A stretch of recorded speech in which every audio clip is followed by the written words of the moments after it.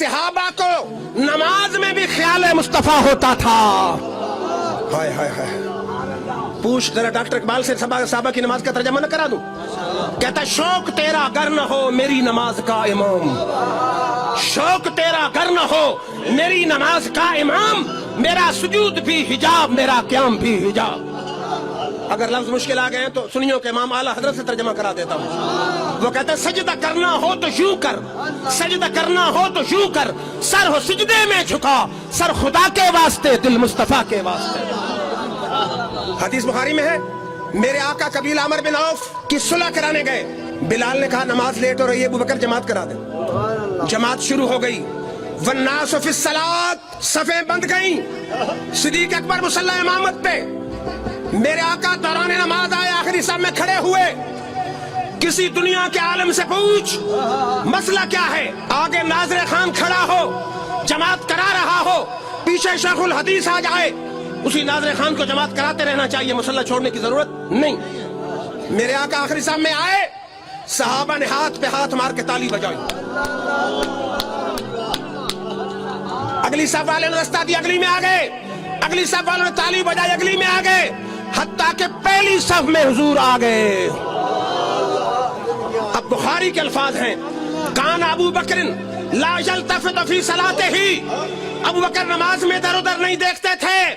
فلما اکثر الناس والتصفیق, جب مسجد نبوی میں تالیوں کی گونج آئی, التفت ابو بکر نے بھی توجہ کی. اب توجہ فرمائیں, ابو بکر کا چہرہ ادھر, حضور پیچھے پچھلی صف میں آ گئے. اب امام کے بالکل ایگزیکٹ پیچھے کھڑا ہو. امام کو کیسے پتا چل سکتا ہے؟ جب پتا چلتا ہے جب پورا رخ موڑ لے. ابو بکر, حدیث کے لفظ فرار رسول اللہ, ابو بکر نے پورا رخ موڑ لیا. حضور کو دیکھا, دیکھیں گے تب جو رخ موڑیں گے, رخ موڑ لیا. عقل مولی صدیق کعبے سے رخ پھر رہا ہے, عشق مولا کعبے سے پھر رہا ہے, لیکن کعبے کی طرف ہو رہا ہے. عقل مولی نماز چلی جائے گی, عشق مولا نماز مکمل ہو جائے گی. صدیق اکبر نے ہٹنا شروع کیا. میرے آقا نے اشارہ کیا کہ ٹھہر. صدیق اکبر ہٹا ہے. میرے آقا ایک منٹ کے لیے مصلی بالکل خالی. صدیق اکبر ہٹ رہے ہیں, میرے آقا آگے جا رہے ہیں. یہ ملا کی نماز نہیں, یہ صحابہ کی نماز ہے. ہائے ہائے ہائے.